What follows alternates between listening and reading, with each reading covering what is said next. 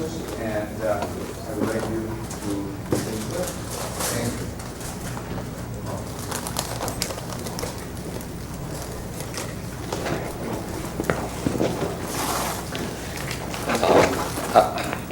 Can you hear me? Yeah. Okay, thanks. I won't take too much time. So it's a great pleasure and honor to be here to welcome the visiting professors from China.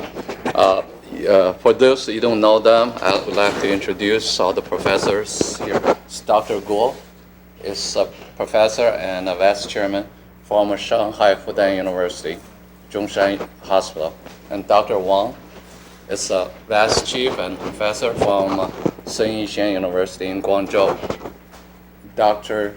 Liu is a professor and chief of vascular surgery from Registry Tang Hospital in Beijing.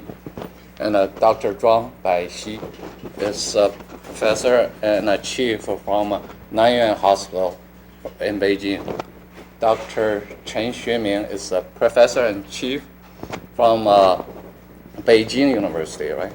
The capital medical university, Beijing. Yeah. Yeah. Okay. Yeah. It's Beijing Friendship Hospital. It's affiliated with Capital Medical University, right? Yeah.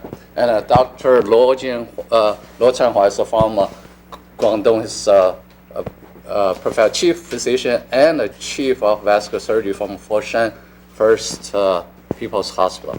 So they are all top vascular surgeons, very famous in China. I'm so glad they can be here with us today to have a conference with us. So we have a exchange international program. We have a speaker from both sides, and I'd like to take this opportunity to learn lots of new skills and techniques, or some knowledge, whatever, from China, and I also like to share our experience with them. We'll keep doing this. Like a Dr. Daqiao basically developed and formed this CV conference here at LSU, and I'm very glad that we can keep doing this. I joined this 5-6 years ago when I came here, and I'm seeing this program has been running with very positive feedbacks, and hopefully in the future we can have more visiting professors, like those famous surgeons coming from all over the world and share their experience with us. So, yeah, welcome them. Thank you.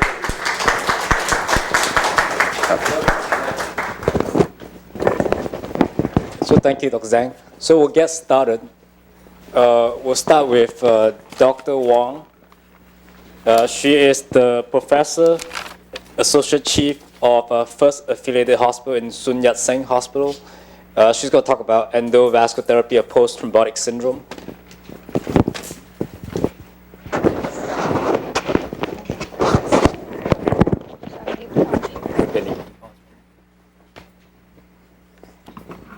Good noon, everyone, and we are all very honored to be here, and thank Dr. Zhang's thoughtful and very kind organizing and Boston Scientific's generous support. So we are able to be here and communicate with the team from your university, and we hopefully to learn each other. And so today I would like to present a case with PTS, how we do the endovascular. This is a 54-year-old male, and he had unprovoked DVT on the right leg 2 years ago. And PTS was developed on his right leg. So this is how it shows, and then there's a little ulcer here. And the patient was on orally administration of warfarin. And his INR range was in the range between 2 and 3. And because he had the very swollen egg, and the colored Doppler showed occlusion of the external and the common iliac vein, and the stenosis of superficial femoral vein. But he had the patent greater saphenous vein on the right limb. And so we scheduled the endovascular treatment. And in our procedures, like we puncture the ipsilateral popliteal vein and pass through the occlusion lesion and ballooning and stenting. And the patient was laid down on the prone position, so like we can puncture the right popliteal vein by the guidance of a B ultrasound. And firstly, we put the 6 French sheaths, and then we change the 10 French sheaths when we put the stenting.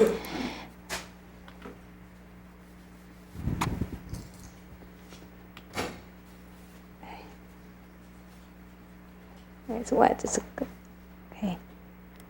So I don't think this work, and I will go back to the folder. It's slow, just. Let's go back to the folder, and I need to.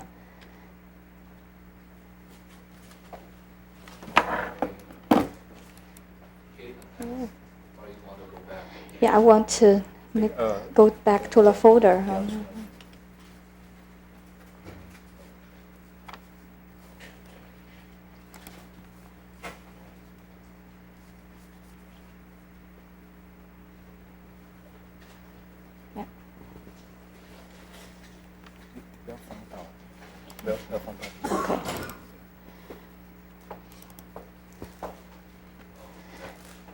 So this shows the lot of collaterals on the superficial vein. There's still some stenosis, and the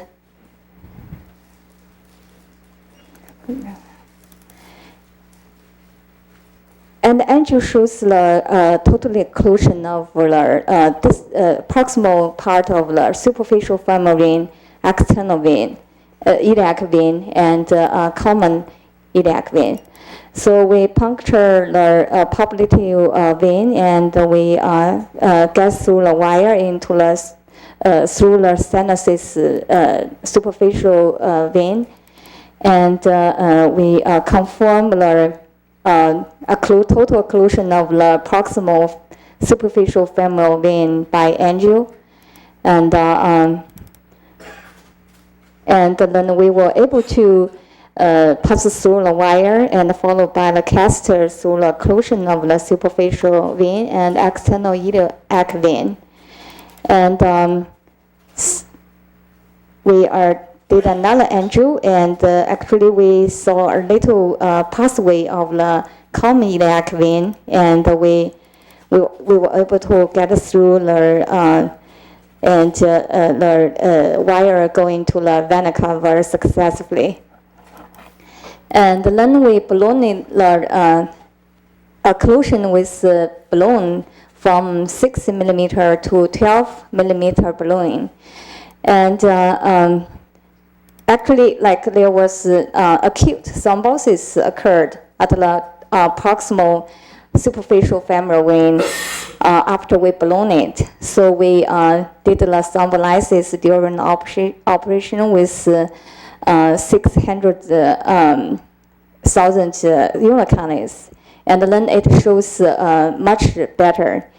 And then we put a stent because this occlusion lesion was in the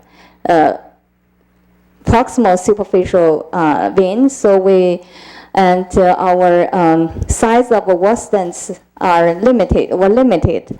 So we put a bare stent in the proximal superficial vein first. Then we place a wall stent because it's across the ground.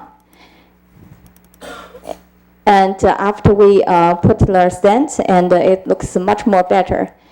And for the common iliac vein, because we had a bad experience with the wall stent for the very occlusion, very scar iliac vein, and its radial force is not very strong enough. So we decided to, now we change our strategy. We always put a bare stent, open cell stent at the proximal iliac vein and cause the bifurcation.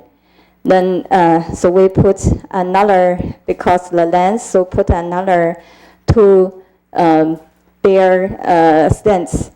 This is the first one, and the second one, we put protrude into the vena cava, and the images shows the opening of the superficial femoral external and common iliac vein, and this is the final result, and it looks acceptable.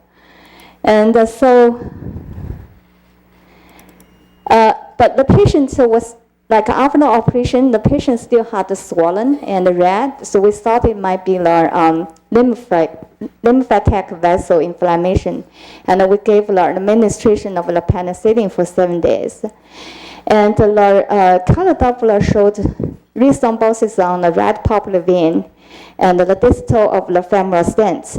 But because of the greater saphenous vein was pretty good, so the iliac stent still was open. And we thought the thrombosis might be because the big sheet when we put the wall stent, because the wall stent needs 10 Francis. So I think the 10 Francis still was not good for the stenosis popliteal vein. And so for the endovascular treatment of the PTS, and our experiences is like that. So it's never too late for PTS, but not too early. It's better after half a year after the onset of the DVT. And the technical tricks, like for passing through the occlusion, sometimes it can penetrate the vein, but never mind. And we give the heparin after the wear goes through into the vena cava, so it can avoid the huge clot. And we balloon the lesion from small diameter to big diameter in case of rupture.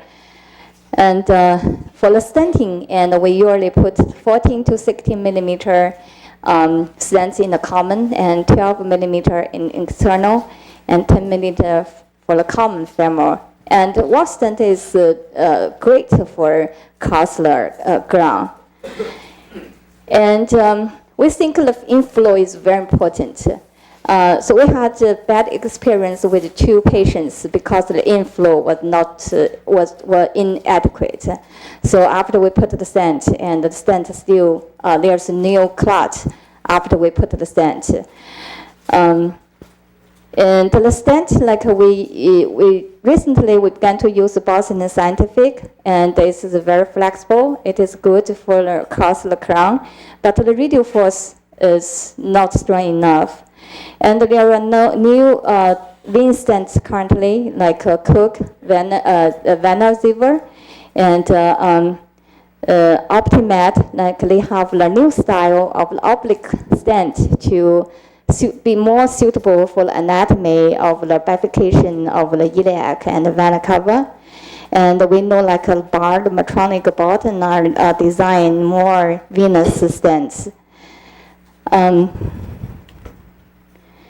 And for the patents of the venous stenting in crossing the inguinal ligament, and there's a paper like published in 2008 showed like the patency rate is quite good in the lesion across the inguinal vein, but we still like think about whether we should for the lesions at the proximal superficial femoral vein, and we still think we might try to do some endorectomy to remove the scar tissue in the vein, so keep a good inflow in the superficial femoral vein. And so this is our experience on the endovascular treatment on PTS. Thank you for your attention.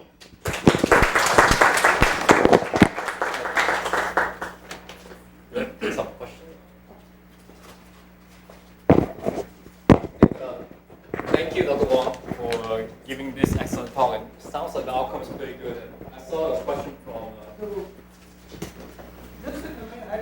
same thing, but the only thing I should do different was when I used to place a stent, I would not place a stent from the popliteal. I would turn the patient over and access one of the collaterals of the common femoral.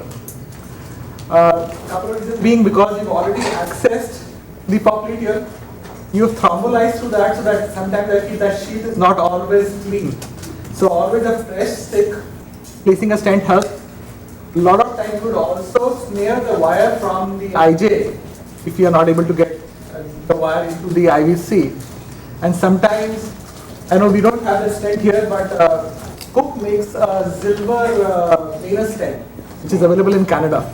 Yeah. Which is a very good stent for these. Yeah, it just came to China, and hopefully we can use that. Yeah, we still don't have it in US. Yeah. But I was really, turning the patient around and just sticking the femoral collateral of a femoral vein for a fresh stick for a venous stent. The chance of infection becomes really low. So you mean you punctured on a contralateral femoral vein and cross over? The same side. Same side. So we did the, like you did the popliteal vein, Right. When you did the and you did the lysis. So when you did the lysis, the catheter was there for a day. So, Yeah, but this is chronic, right? And then you can turn the patient around. You have some collaterals. Just stick those collaterals under ultrasound, and you can actually recanalize all the from the common femoral. The common femoral gives you easier access. It's much shorter than you working much farther away from the leg. So this is my own experience. Okay. No. So you got a new access on another old one. Yes, sir. You got a new access? Uni access. Okay. So yeah, so this is Dr. Hu just means that you open the lysis, you open the vein. So if you put a stent through the old sheath, it may contaminate to cause infection. So now you open the vein, you got a new access, and go from a fresh sheath, and when you push the stent up, now you won't have contamination. So next day, you puncture again, there'll be easily pass wire through that, and then you put a new stent, right? Yeah. And sometimes I would actually go from IJ and place a wall stent from extending it to the aorta also. Sometimes you have to extend it to the aorta, just because these are chronic, the IPCT, the chronic stenosis. Long term, these actually tend to close back again. So you have to go in multiple times, do multiple angioplasties because they are very, very fibrous lesions. Yeah, one question. What stent did you use the wall stent in the superficial femoral, then in the common iliac vein? What stent did you specifically? What stent did you use? Since nowadays in China, like we only had wall stent for the vein, and so I use the life stent from EV3, and so that. Slotted nitinol. Right, expandable, self-expandable nitinol. Thank you, Dr. Wang.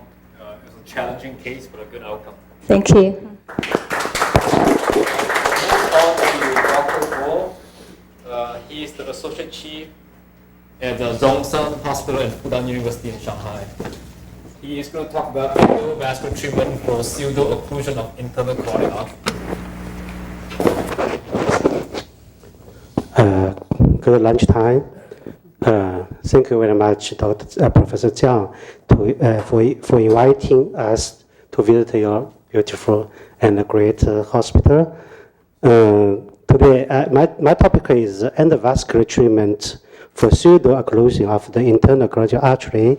I'm Dr. Guo from the Department of Vascular Surgery, Zhongshan Hospital in Shanghai.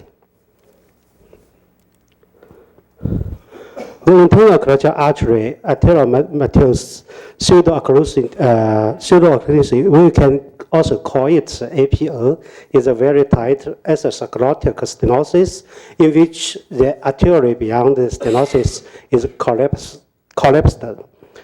The prevalence of APO is unclear and estimated in the range of 0.5% to 10% of all carotid vascularization.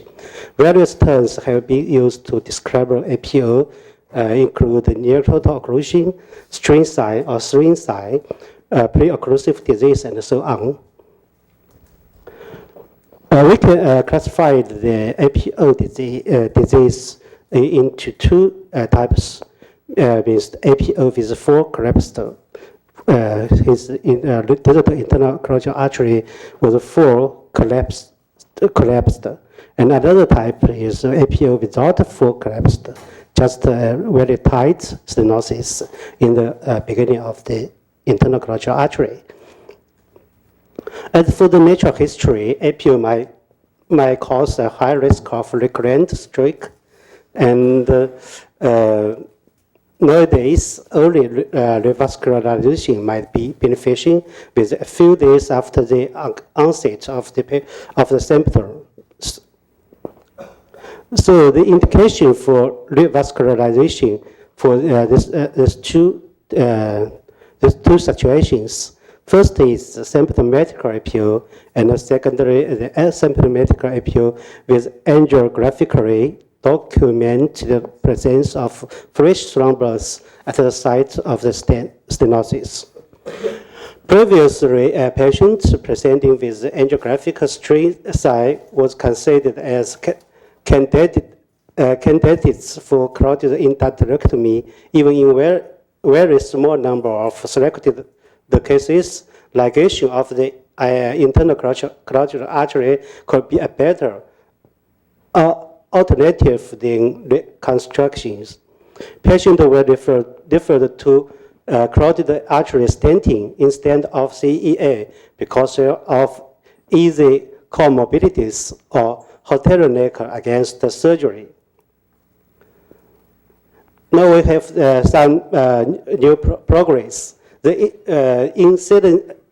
increasing experience in CAS techniques and the improvement of devices and the availability of the new cerebral protection systems lead us to the assumption that CAS might be a feasible and a safe option to treat symptomatic patients with APO.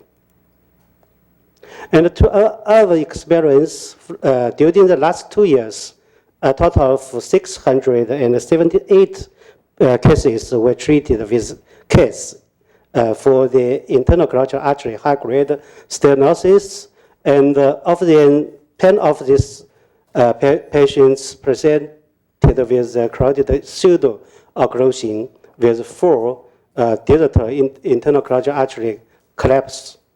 All of the 10 patients were symptomatic male and with a mean age of 70 years, and a digital embolic protection device and a closed cell stents, the FICS easy and the carotid wall stent, all from Boston Scientific, were used in our center.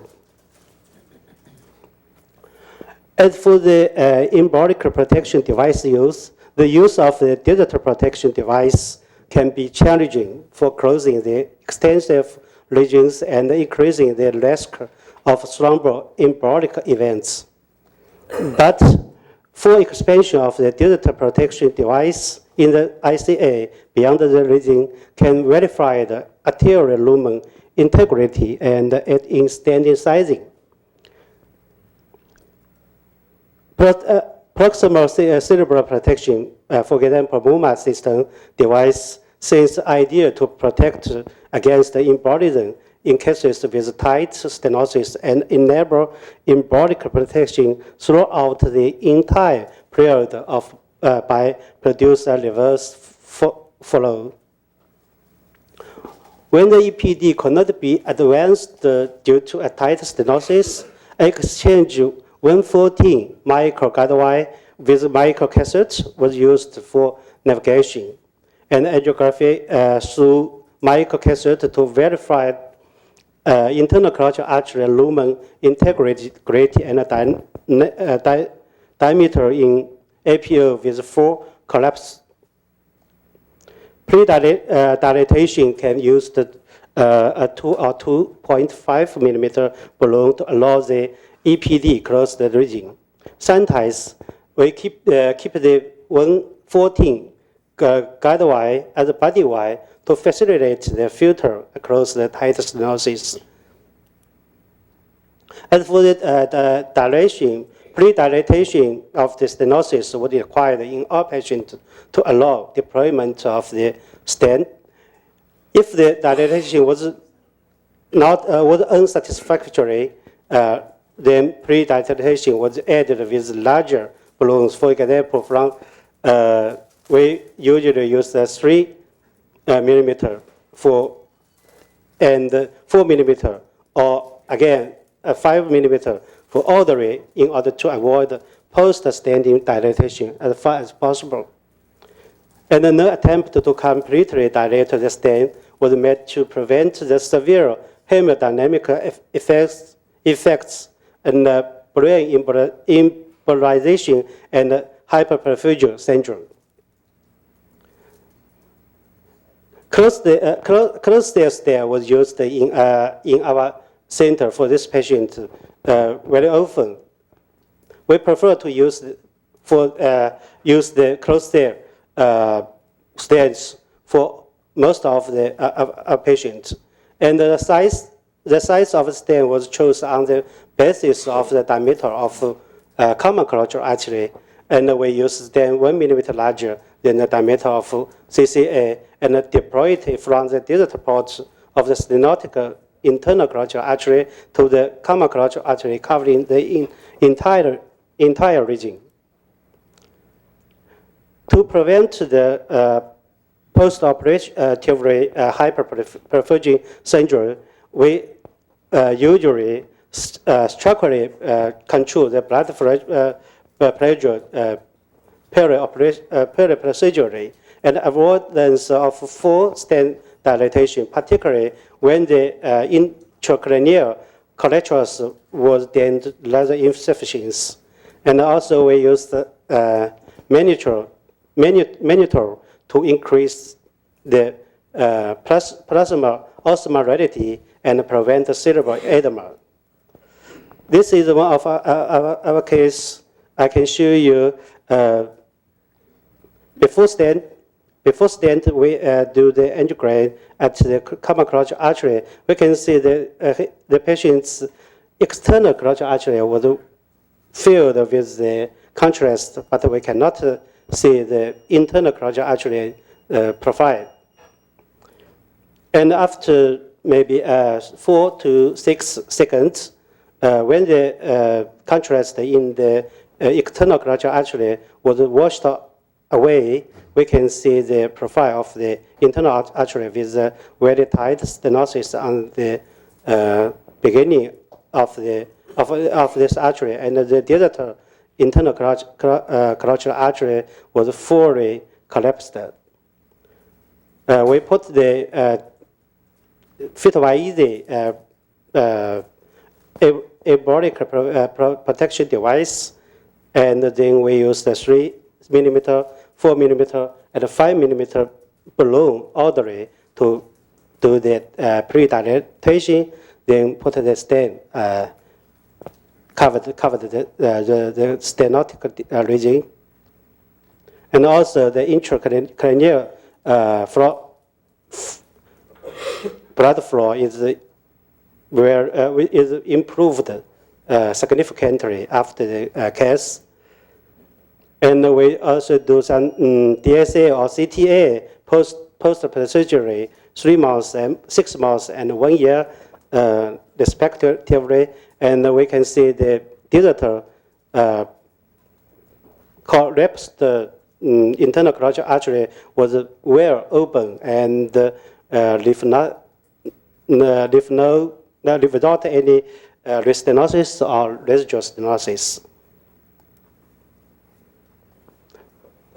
So the results of the 10 patients were successfully treated without clinical symptoms post-procedurally, and no new neurological deficits related to the treated lesion appeared during the 6 months follow-up period. So in conclusion, based on the current events, the internal carotid artery pseudo-occlusion is a stent-treatable region with minimal risk and high success rate. And careful patient selection and adequate experience in complex CAS procedures would be the key to achieve low rates of the procedure complications. Thank you for your time.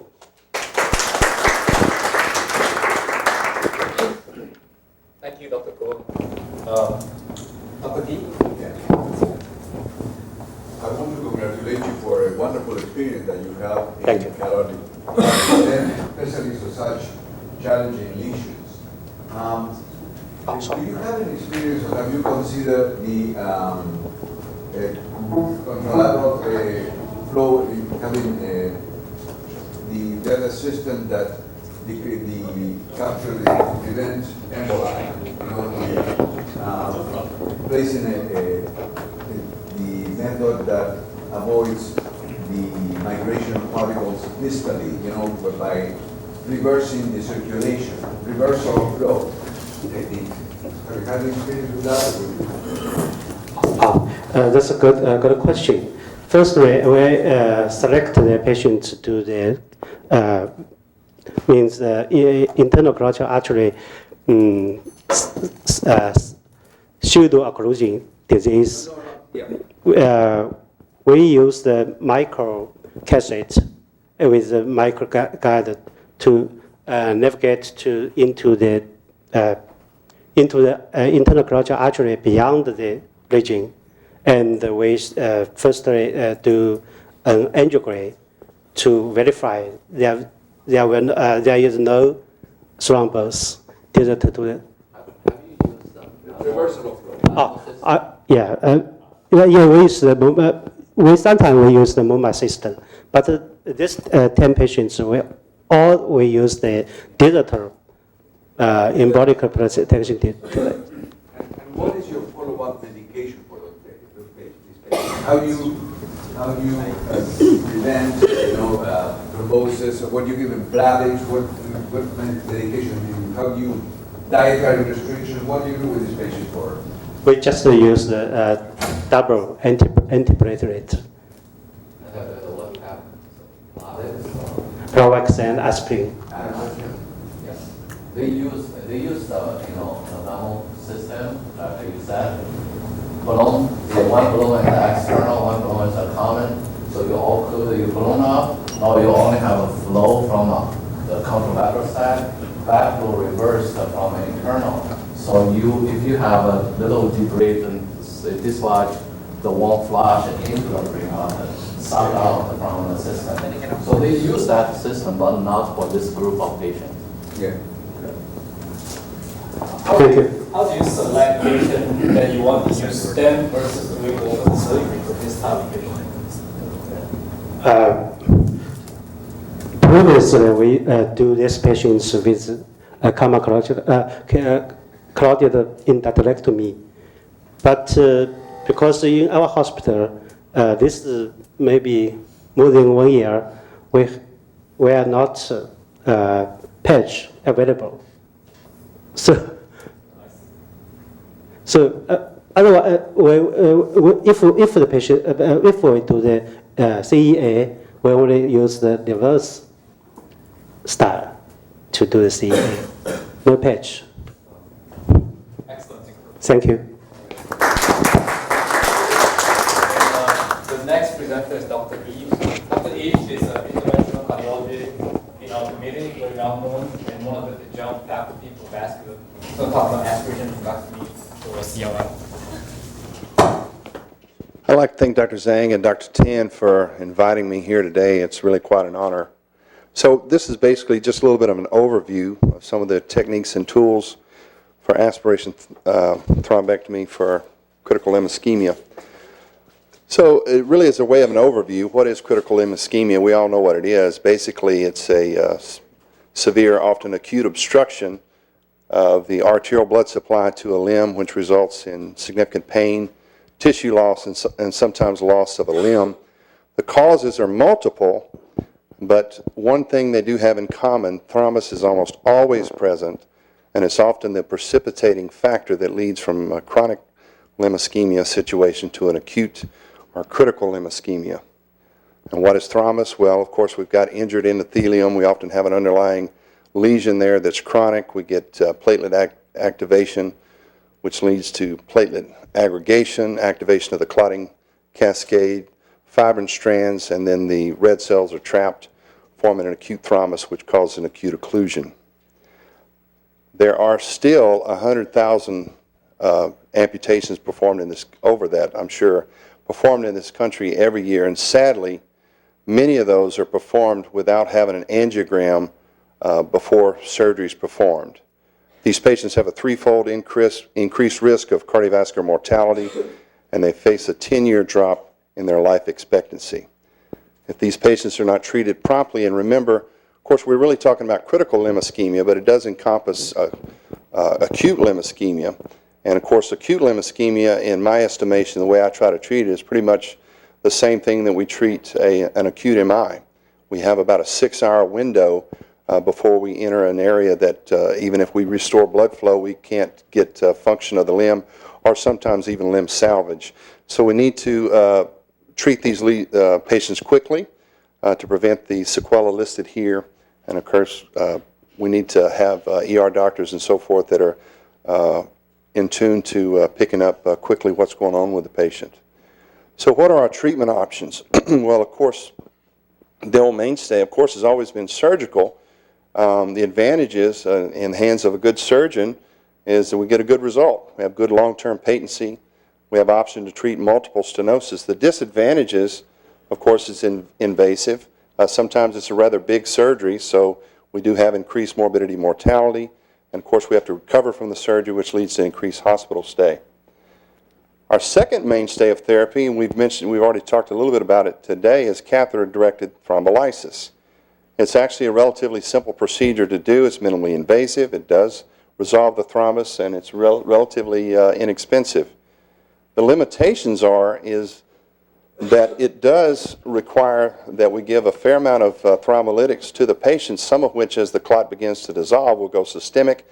So I all know the nightmare calls in the middle of the night with a groin hematoma that's expanding. We still have clot there. It leads to an extended ICU state. Post-procedure care may be complicated, and it does require multiple visits to the procedural lab so we can reevaluate our therapy. We've got lots of options for aspiration thrombectomy. I list a few of them here. This is a relatively old slide. It's quick and easy. It basically, as you guys are well aware of, uses a syringe to do manual aspiration. But because the catheter has to be pushed down to the thrombus, there is a risk of embolization and really an inability to remove a large volume of clot. This is a relatively, actually designed by a friend of mine, and it's a pretty neat little tool, and by the way, it's relatively inexpensive. This device, the Aspire device, has a two-way pump that's operated by the handle. As you pull the handle in, there's suction. As you push the handle forward, it has a valve that pushes it out to a bag, and it hooks up through a lure lock system to any catheter that you want to have in there. So it's a handy tool to have in the lab. This is the Trellis device. I'm going to be honest, I've never used it myself. But it is a device that has, as you can see here, occluding balloons. The thrombus, you localize the thrombus, but the occluding balloons on either side. You inject thrombolytics, activate the drive unit, and this catheter oscillates, macerates the thrombus, and then after a dwell period, you deflate this balloon and then aspirate the thrombus. This is the Indigo system, which is an electromechanical aspiration system, and it's used quite a bit in the cerebral vascular circulation. I think Dr. Cuellar here at this institution uses this device. It provides a continuous vacuum aspiration, and then this soft tip here helps macerate the thrombus, and also when it pulls back, keeps the tip of the thrombus clean so that it can continue to aspirate. This is an example of a rotational thrombectomy device. This is the Cleaner XT. It's indicated in grafts and fistula. It's got this sinusoidal wire here that conforms to the vessel diameter. Again, it macerates the thrombus, and then there's aspiration of the thrombus after it's macerated through the side port. Another example of a rotational, this actually uses a nitinol wire basket, again, to macerate the thrombus. It spins, manipulates through the thrombus to pulverize it, and then it's aspirated through the catheter. This is the ECO system, which is an enhancement of catheter-directed thrombolysis. And what it does is it produces ultrasonic energy that disperses into the clot. And again, I've not used it myself. I'm sort of up in the air. There's some guys that really, some of my colleagues really swear by it, and I've seen some pictures where it does show, they've tried to show where it does work, but what it's supposed to do at any rate is this ultrasonic energy goes out into the thrombus and it thins the thrombin strands or the fibrin strands so that the thrombolytic agent is able to disperse better into the thrombus. You allow it to dwell and you come back and aspirate it. And the other thing that they tout is that it has minimal trauma to the vessel. However, in the Bernudifol trial, which looked at the ecosystem versus plain catheter-directed thrombolysis, it really showed that while there was no change in complication rates, there was actually no benefit either in reducing thrombolytic dose or in improving outcome. So we'll spend really the remainder of the talk talking about rheolytic thrombectomy, and I guess I'm a little prejudiced on this. This is primarily the method that I use. The advantage is, it's an endovascular procedure. It does have the ability to remove a large volume of thrombus, restores blood flow quickly, particularly if it's acute. Obviously, in some of these chronic conditions, particularly if you're doing venous work, it doesn't. But it allows continuous maceration and aspiration of the thrombus and can be used to deliver thrombolytics directly into the thrombus. Disadvantages, it does have a mechanical component, and it can lead to hemolysis, and there's always a risk of embolization, even though it does have continuous suction. What I'm talking about specifically is the angiojet system. It used to be a Bayer system or MedRad, now it's Boston Scientific. So what it does, it fires saline jets out at high pressure and then sucks them back in, and it produces a Venturi effect. So that it's high velocity, low velocity, so it creates a pressure gradient. And as the jets come out, they actually macerate the thrombus, agitate it, and then the low pressure area allows suction of the thrombus back out into the bag. I want to talk specifically, my mentor, Dr. Craig Walker, actually here in Louisiana, is the first one that came up with this system, the Power Pulse. It's now part of the device as a unit. I remember in the old days we used to actually clamp off one of the returns on it and made our own Power Pulse, but now it's part of the system. And what we do here is when we set it up for Power Pulse, it doesn't have the suction. All it has is the jet spraying out. And what we typically do is take 10 milligrams of TPA, put it in 50 cc's of normal saline, and then we would go in and very slowly go through the length of the thrombus. And we're going to talk about distal protection, by the way, in a minute.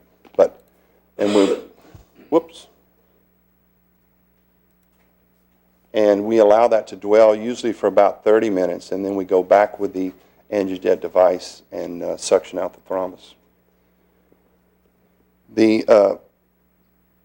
This device was looked at in the Pearl and Pearl 2 registries, which I'm proud to say I was a part of. Got to present the abstract at TCT a couple years ago.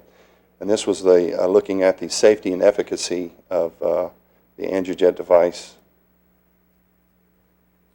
We followed up the patients at 3, 6, and 12 months, and then looked at adverse events and clinical outcomes. In the Pearl 1 registry, 74% of the patients were relatively acute. They were treated within 14 days of onset of the symptoms. About 50% used the Power Pulse system. The other 50% was just thrombectomy alone. 62% of patients were treated in one session.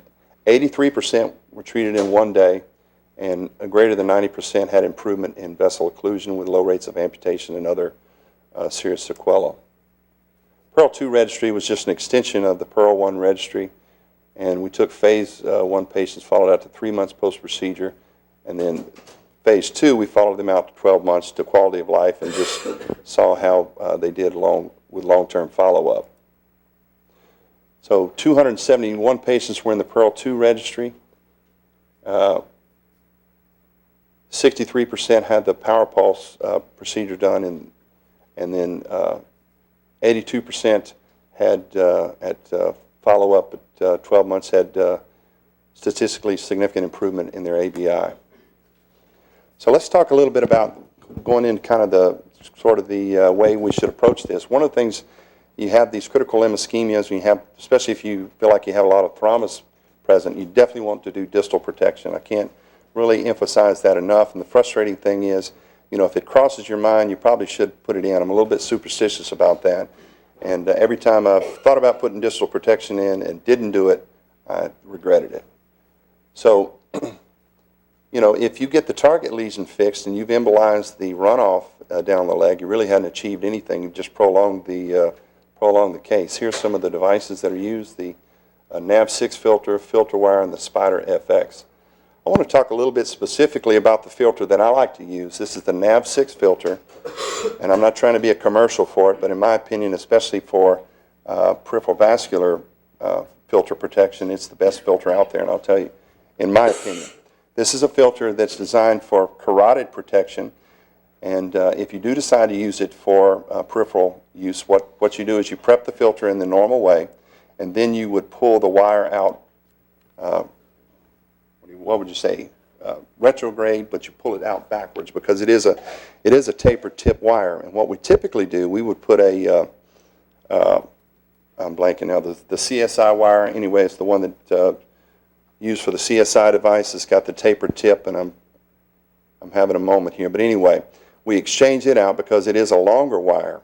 Now, why do I think this filter is so advantageous? Well, it's because it free floats on the wire. As long as the tapered tip is distal, this filter will stay exactly where you place it. So what we would typically do on a lower extremity, we would deploy this filter in the popliteal. You know, most of the time you're working from a contralateral position. The person running the table can't watch the distal wire and the groin at the same time. The table is always moving, and you're moving gear back and forth, sometimes fairly aggressively. And so I think you really have an advantage here because this filter stays in place. It's not dragging back and forth through an artery and causing a dissection or a complication. So the key determinants for success, I think distal protection is a big factor. It's the first thing you probably should do: cross the lesion, identify your distal runoff.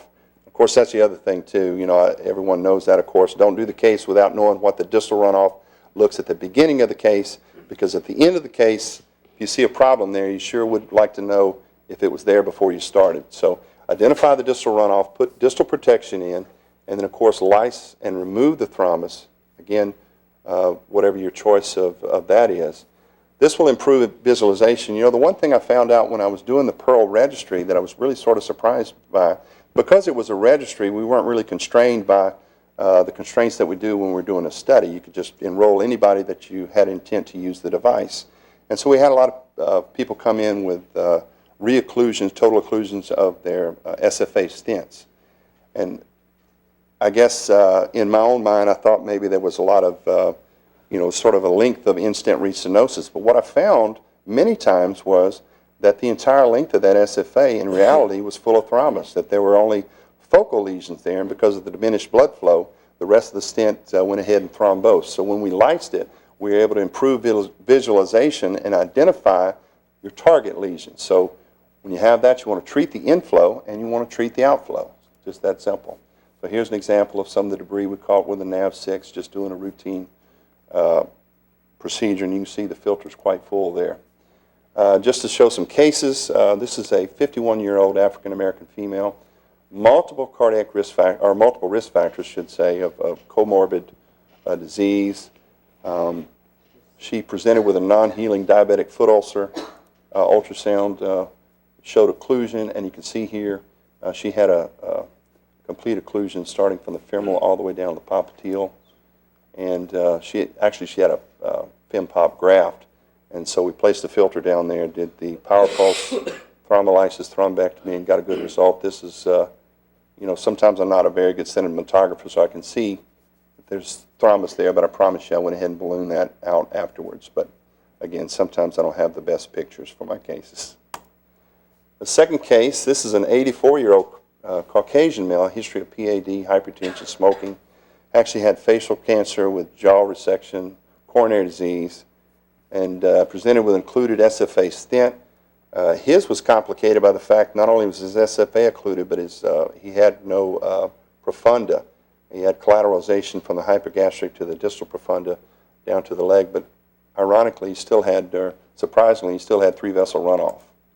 And so you can see here his profunda is gone, and there's nothing there. But actually, when we got across, he had good 3-vessel runoff. You can see the NAV6 filter placed here. And we did, again, thrombolysis thrombectomy. We let it dwell 30 minutes and come out and remove the thrombus. And you can see here, this is only after thrombolysis thrombectomy. You can see here that we've got relatively good flow through here. This is without ballooning or anything. And his problem is he's got a lesion here and he's got some disease here. So we went ahead and treated those, and then that's our final result. And this one I throw in just to mention, we talked about venous disease. And I think that's something we all, it's just a case I want to throw in since we were talking about thrombolysis thrombectomy. This is a 16-year-old girl. This is one of the first venous cases I did, actually. This is a friend of my daughter's, and she had recently had some irregular menses, was started on oral contraceptives, slept with her right upper extremity above her head, and was admitted with a swollen arm. And my daughter asked me to go check on her, which I did, and I kind of interjected myself into her care. And her primary care was going to send this 16-year-old girl home with a DVT on long-term anticoagulation. And I really think all of us in this room, obviously we treat all this arterial disease, but our next frontier and our next challenge is do a better job treating DVTs. I mean, the way DVTs are treated in this community shouldn't be the standard of care anymore. Long-term anticoagulation is not the answer, and we certainly can do a lot better. So anyway, went through her antecubital vein, got a wire up there, crossed distal right brachial vein, crossed with a glide wire, and used the Solent proxy angiojet catheter. And on her, because she was so small, we gave 7 milligrams of TPA through the power pulse system, let it dwell 30 minutes. We did thrombectomy and then subsequent ballooning of the subclavian vein, and that was our final result. So, in conclusion, peripheral thrombus is almost always present in critical limb ischemia. Proper identification and treating these patients early is crucial to having a successful outcome. Distal protection, can't emphasize that enough. Thrombolysis and thrombectomy first. Instead of just going in and ballooning, if you have time, you can really find that, again, you have some very focal lesions instead of an entire length of an artery to treat. So evaluate and treat the inflow, and evaluate and treat the outflow. Well, that's sort of a joke. At least I had to prove. But anyway. Thank you, Dr. Yu. We'll move on with the last presentation, which is Dr. Zhang. Dr. Zhang is going to present the outcome of the Fenestrated Stent-Grafts for complex aortic aneurysm. What is that? Yeah. This one.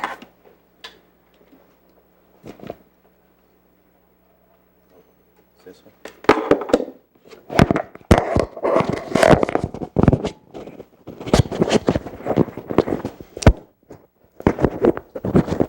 So we changed our agenda a little bit. Dr. Tang gave his thoughts to me. Thank you.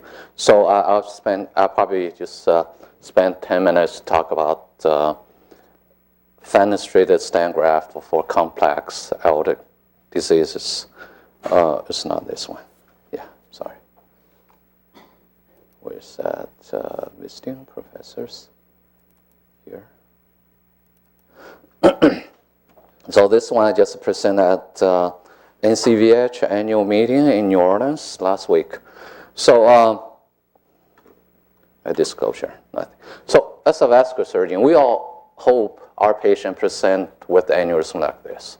So you have a focal aortic dilatation, very nice proximal distal landing zones, and everybody can do it. Just throw the catheter wire up and deploy it. So that's the aneurysm we want. However, that's a reality. That's pretty much you have to face every day. Those aneurysms we have to deal with clinically at the most of the time. So what do we do about those? So reportedly, over 50% of EVARs, endovascular aneurysm repairs, are complex due to difficult aneurysm neck anatomies, mostly from a large angulation or short neck or even no neck. Like this is a suprarenal aneurysm. This is a thoracoabdominal aneurysms. For those patients, what do we do about it? So we do have a ZFAN. It's FDA approved. It's a Cook ZFAN stent graft. It can be used to treat aneurysm with a very short neck, as short as 4 millimeter. It can have up to 3 fenestrations or 2 fenestration plus 1 scallop. But still have the limitation. You still have to have a short neck, and also the angulation shouldn't be more than 45 degrees. So what about the aneurysm we just mentioned like this, suprarenal or thoracoabdominal? How can we treat those patients? We don't have any stent graft available to treat these complex aortic aneurysms. And I wish we have this in our hands. So these are future devices. They are not released to public yet, still under clinical investigation. Like this from Gore, Cook, this is from Cook, this is from Medtronic. So they may come out in the next couple years, but we don't have them yet. Our patient cannot wait. So what do we do about those patients? So we can do a traditional way to open them up. Now you do a thoracoabdominal incision will be like a 2 feet long incision, open abdomen and the chest at the same time. And you perfuse them, you do reconstruction, that you can have significantly higher morbidity and mortalities. The death rate probably around 10%, and you have some degrees of paraplegia for up to 30%. You can have transit, temporary, or can have a permanent paraplegia. It's a big vascular surgery. Okay, or you can do less invasive, a little bit less invasive, do debranching. So one of my patients, and the patient had one renal artery occluded, and so you can see this patient had the open bypass before. This is a graft, and developed aneurysm on top of, above of that, and with right kidney thrombosed. And this patient was 49 years old gentleman, very active, playing golf, but with this big aneurysms. He was like very sick, and so cardiology evaluated him, said he's a high risk to have any type of, thoracoabdominal open repair. We can imagine that. So we did this with a debranching, and did a reversed reconstruction bypass to left renal and celiac and SMA, and put the stent in there. This is kind of between the open and the total endovascular treatment, but still it's a big open surgery. For a lot of patients with the thoracoabdominal or suprarenal aneurysm, they are high risk, as heavy smoker with this risk factors. They cannot tolerate even hybrid procedures. So that's some the technique developed and published before. This is Ben Storms, I know him well, from the University of Washington. He used a Cook Zenith, do a physician-modified fenestration on the back table and treat the patient with suprarenal aneurysms. This is another technique from Mayo Clinic. Dr. Aldrich developed a different technique because when we treat this aneurysm, we like to choose like a 10 to 20% oversize. But if you put it in there, and when you deploy, you cannot adjust because you cannot make sure all your fenestrations exactly match the native visceral branches. So you have to do a macro adjustment. So if it's too big, you cannot move. That's why he used a trigger wire and also reconstrain the sutures to hold and make the stent graft smaller, then he can adjust a little bit. This would take a long time to modify.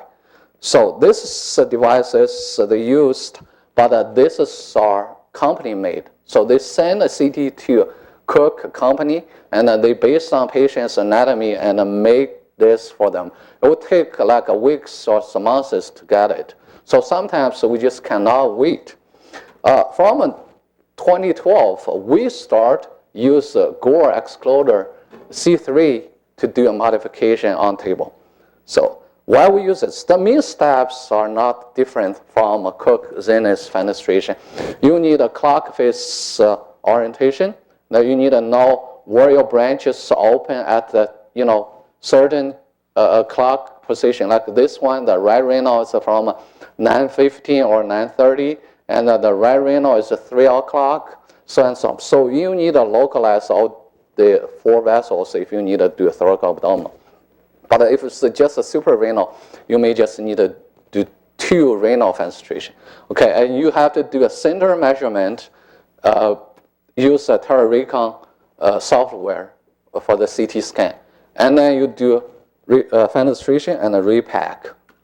That's what we do. Okay, based on your measurement, you check, you mark based on your clock, like this is 3 o'clock, and also, how far from top of the graft, and center it, make a fenestration, and then use a snare wire to reinforce it.